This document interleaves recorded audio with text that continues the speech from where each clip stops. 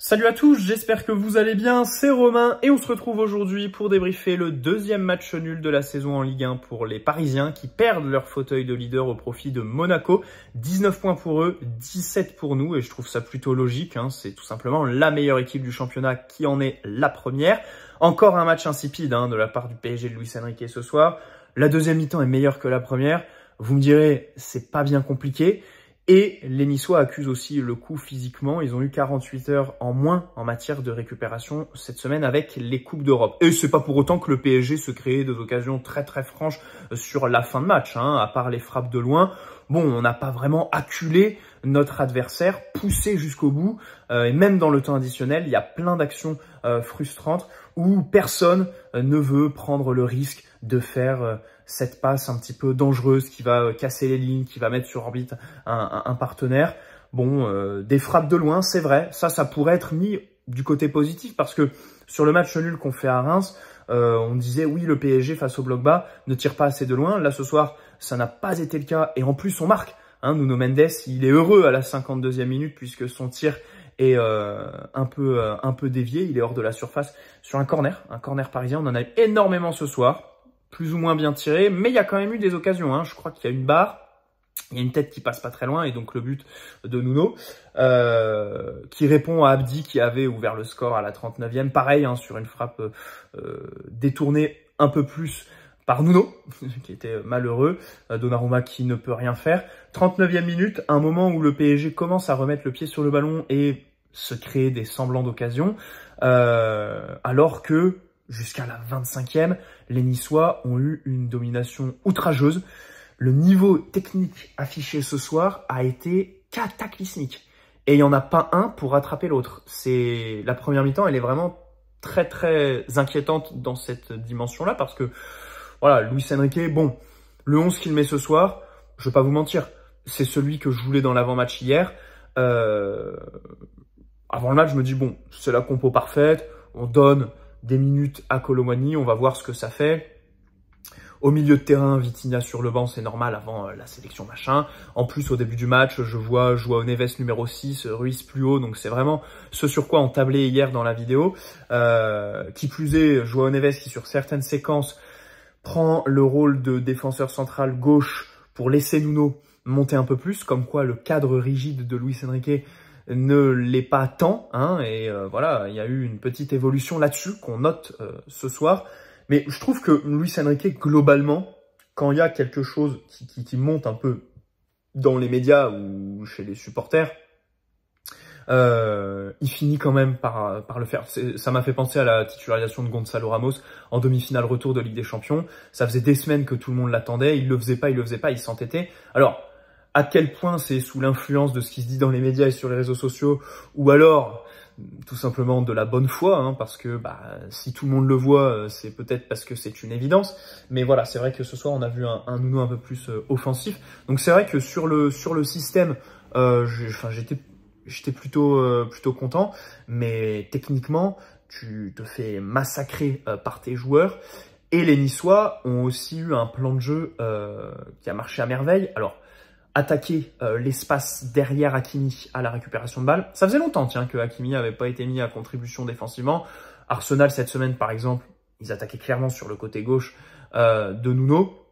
Avec Bukayo Saka, Martinelli n'a pas trop titillé Hakimi à part en début de deuxième mi-temps. Là, direct, les Niçois attaquent derrière lui, donc forcément, c'est quand même très compliqué.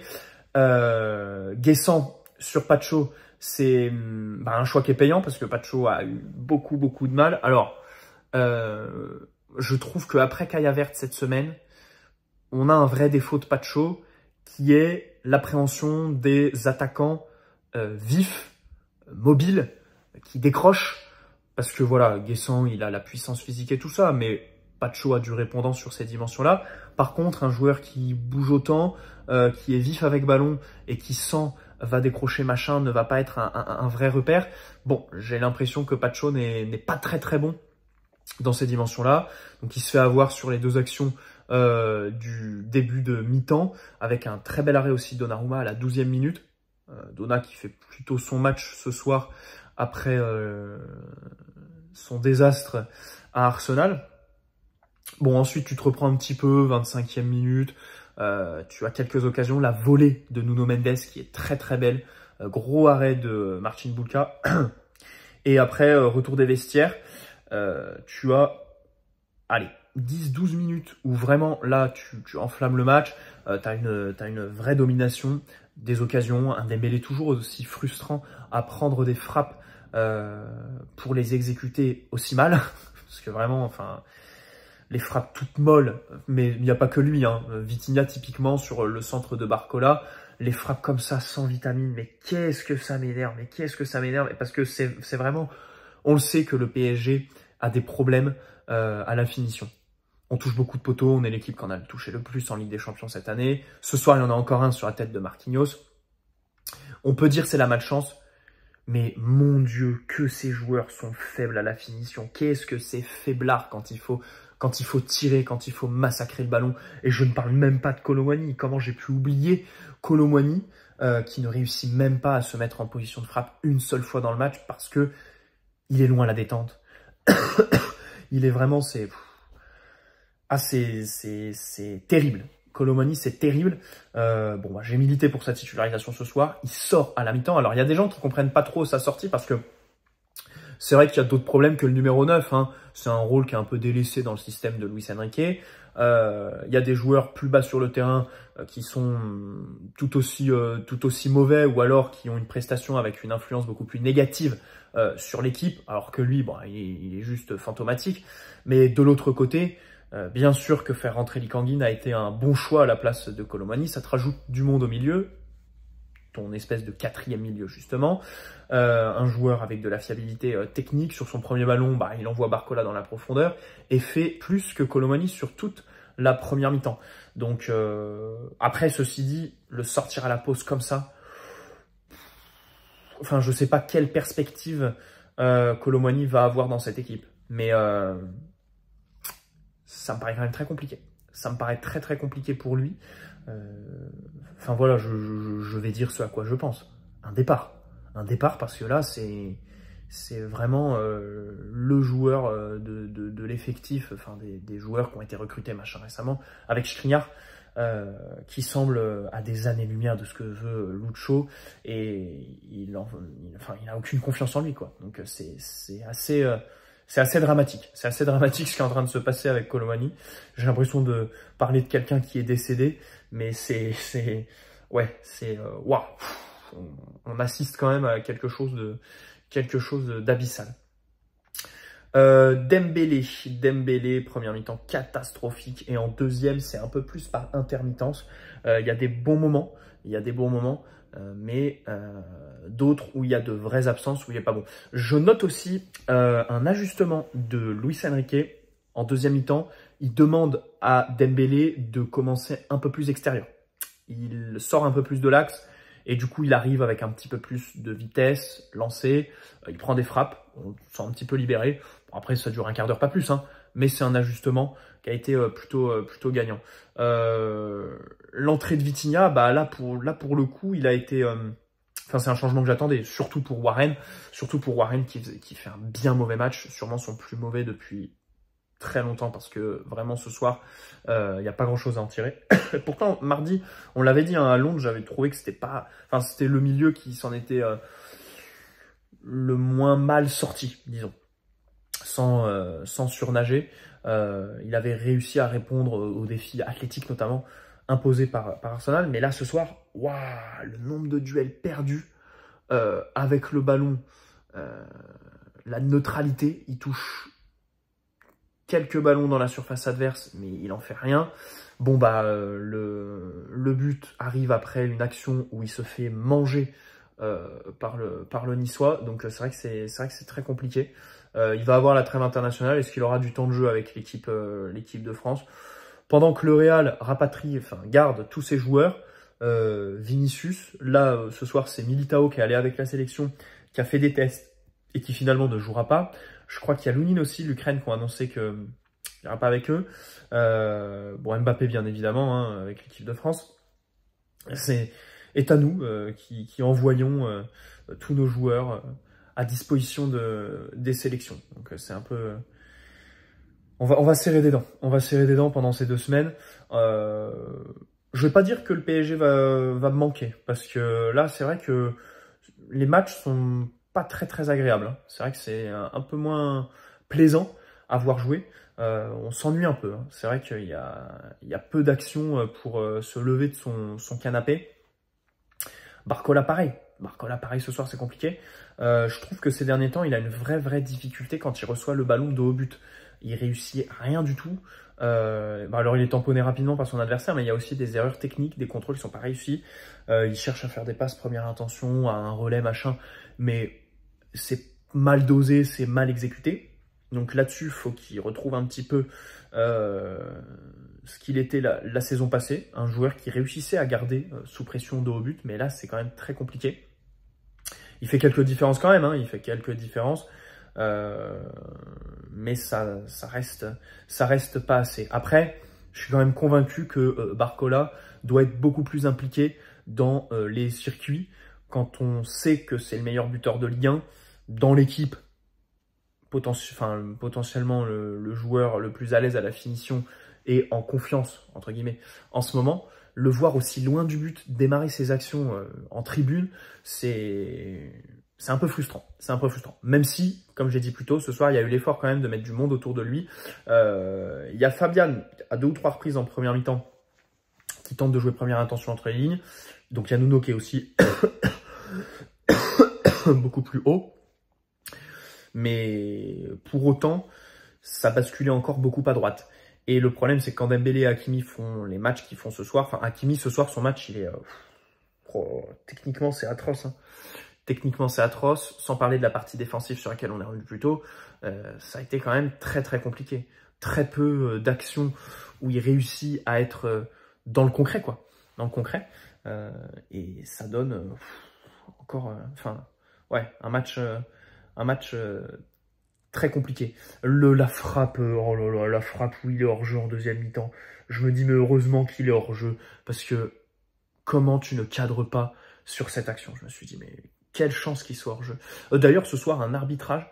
Alors, on en a déjà parlé cette semaine avec l'arbitrage en Ligue des Champions face à Arsenal. Mais là, c'était Jérôme Brizard. Donc forcément, c'était obligatoire que l'arbitrage allait être pitoyable. C'est potentiellement le pire arbitre en Ligue 1. Avec Stéphanie Frappard peut-être. Mais puis en plus, il a un passif avec le PSG. Enfin, c'était lui, le Classico, en 2020, quand on perd 1-0 au Parc, et qui distribue 5 rouges, qui perd complètement le fil du match. C'est lui qui met le carton jaune à Neymar parce qu'il fait un geste technique contre Montpellier, rappelez-vous, quand il avait la teinture rose et le maillot noir. Leonardo, il y avait eu une échauffourée dans un tunnel après un lance PSG, si je dis pas de bêtises. Et ce soir, mais punaise, l'action de Dante, non mais c'est aberrant. Et le penalty oublié sur... double action. Le Hakimi qui prend un low kick et qui prend le jaune derrière avec Marquinhos, c'est aberrant. Dembélé, il siffle faute contre Dembélé alors qu'il y a faute pour Dembélé. Mais c'est... Waouh, c'est cataclysmique. Mais c'est vraiment cataclysmique. Mais ce Brizard... mérite la déchéance de son titre d'arbitre, de tout ce que tu veux. Lui, de toute façon, à chaque fois que tu le vois sur la feuille de match, tu sais qu'il va se passer un truc et qu'il va jouer au cow-boy. Mais l'action de Dante, elle est lunaire. Elle est lunaire. En plus, il fait son cirque là, Dante, à parler machin avec l'arbitre et tout ça. C'est pitoyable. Bref. Bon, Donnarumma. Très bel arrêt à la 12e, 0-0. J'ai noté 2 ou 3 fois une volonté de jouer vite. Il y a un moment, en deuxième, il fait une relance à la main et il se jette par terre tellement il l'a joué vite et fort. Donc ça fait plaisir. Parce que trop de fois, le PSG ne relance pas assez vite. Il y a aussi pas mal de situations en transition. Voilà, donc un PSG qui a joué un peu plus vite, de manière un peu plus tranchante. Sur certaines actions, encore une fois, hein, c'était très intermittent. Hakimi, bon, comme j'ai dit, mauvais match. Nuno, il y a le but. Nuno, il y a le but, ça fait plaisir pour lui, surtout après Gérone. Enfin, c'est quand même un joueur qui te débloque des situations. Donc, c'est vrai que le voir plus haut, tout simplement, Hakimi, j'attends encore de le voir marquer, quoi. À un moment donné, il est tout le temps très haut, mais il n'y a rien de concret, en fait. Il Il n'y a rien de concret avec Hakimi. Alors que Nuno, bah voilà, il te sauve contre Gérone, ce soir, il marque. Donc ça fait... Bah, si, Hakimi a marqué contre Montpellier sur un centre de Nuno Mendes. Donc ça fait plaisir de le voir offensivement comme ça. Après, défensivement, en deuxième mi-temps, l'action où il se fait prendre de vitesse par Klose, je me suis dit, ah ouais. Je crois que c'est l'action où il y a Marquinhos qui dévie et ça passe à quelques centimètres du poteau. Ouais, là je me dis, Nuno, ouais, enfin, si on en est arrivé là, c'est plutôt inquiétant. En première, il y a certains moments où il a souffert. À la relance aussi, il y a 2-3 trucs à redire, hein, parce que il y a quelques passes appuyées entre les lignes qu'il cherche et qui sont trop longues, trop mauvaises. Pour Barcola aussi, certaines qui finissent directement au 6 mètres. Donc un peu plus de justesse dans les passes. Parce que c'est vrai que cette forme de nonchalance qui se dégage dans l'appréhension des duels, les passes et tout ça de Nuno, je sais pas, par moment, je sais pas, j'ai l'impression qu'il est ailleurs un petit peu, Donc voilà, on va attendre la fin de le retour de la trêve, mais c'est déjà bien qu'il ait aussi enchaîné ce soir, hein, parce que du coup, après le match contre Arsenal, c'est vrai qu'on est sur une des rares fois où Nuno a enchaîné Ligue des Champions, Ligue 1 sur la semaine. D'habitude, il est sur le banc. Et là, bon, on va voir ce que va en faire son sélectionneur avec le Portugal. João Neves a été clairement en difficulté. Bon, on va pas se mentir, comme les deux autres au milieu de terrain, parce que ce soir, c'est ce qui a été le plus défaillant dans cette équipe du PSG, le milieu. Les duels où il est en retard, où il se fait manger. Certaines contre-attaques où il n'y est pas. Avec ballon, bon, certains renversements parfois, mais une certaine neutralité dans l'ensemble, hein, assez peu d'actions marquantes. Tu me diras, Fabian Ruiz, c'est pareil, hein, c'est pareil, sans le côté roquet. Pour revenir sur Neves, il y a un moment, un corner en première mi-temps, où il est au marquage de Dante. Bon, je me suis dit, je veux bien que le petit ait une bonne détente, un bon timing, machin, mais on va doser quand même, parce que là, en matière de gabarit, c'est un peu spécial. C'est un principe de donner Dante au marquage à João Neves. Bref. Corner, d'ailleurs, nous, offensivement, comme je l'ai dit, on en a eu énormément. On marque sur un. Il y en a beaucoup, c'est des corners à deux. Bon, ça, c'est insupportable, vous connaissez mon avis là-dessus. Par contre, Lee Kang-in, qui fait donc une superbe rentrée, les tire beaucoup mieux que Dembélé, quoi, à l'échelle du match. Mais ça, de toute façon, c'est de manière plus générale quelque chose de factuel. Et je trouve quand même que c'est quelque chose qui va en la faveur d'un Lee Kang-in titulaire dans ce PSG, quoi. C'est vrai que Lee Kang-in, voilà, il tire très bien les coups de pied arrêtés. Et puis, la capacité à mettre le pied sur le ballon, à contrôler de haut but, justement, on en parlait avec Barcola, parce que c'est vrai que tous les autres, hein, en première mi-temps, n'arrivent pas à contrôler quand ils reçoivent entre les lignes qui sont de haut but, que ce soit Ruiz, Dembélé, personne ne se retourne. Lui, il y va, et puis il lance ses partenaires, donc ça fait vraiment plaisir. C'est vraiment dommage qu'il lui manque cette présence dans la surface et cette qualité à la finition, parce que c'est très clair qu'il est défaillant dans ce registre-là. Et dans ce rôle de numéro 9, bah, c'est plutôt rédhibitoire, on va pas se mentir. Mais bon, en fonction des philosophies des matchs, c'est vrai que sa capacité à créer du lien dans cette équipe, à lancer ses partenaires, se démarquer, brouiller les pistes aussi pour l'adversaire, parce que, encore une fois, quand tu as le ballon, tu as le porteur, et puis autour, tu n'as aucun mouvement. Voilà, personne qui fait des appels à vide, machin, pour essayer de brouiller les pistes, d'être un peu moins monotone. C'est ça, toute la tristesse, hein, on va dire, hein, de cette animation ce soir. Bon, lui, il rajoute du punch. J'ai vraiment hâte du retour de Gonzalo Ramos, parce que là, la blessure de Ramos a paradoxalement enterré Kolo Muani, vu le manque de confiance de son entraîneur en l'absence de Ramos. Et donc j'ai hâte de voir quand Ramos va revenir, pour voir lequel des deux sera préféré avec Lee Kang-in. Ça va être intéressant, mais à l'instant T, voilà, Lee Kang-in est titulaire. Contre Strasbourg dans 15 jours, il est titulaire. Je parle parce que Gonzalo Ramos est blessé, hein. Il revient pas avant fin novembre. Mais voilà, prochain match, bon, c'est Lee Kang-in. J'arrête avec le délire de demander des minutes à Kolo Muani en tant que vrai numéro 9. En plus, Kolo, il est meilleur en sortie de banc. Quand il rentre, c'est vrai que voilà, il réussit parfois à faire des entrées intéressantes, peser. Ce qui n'a pas été le cas de Vitinha ce soir.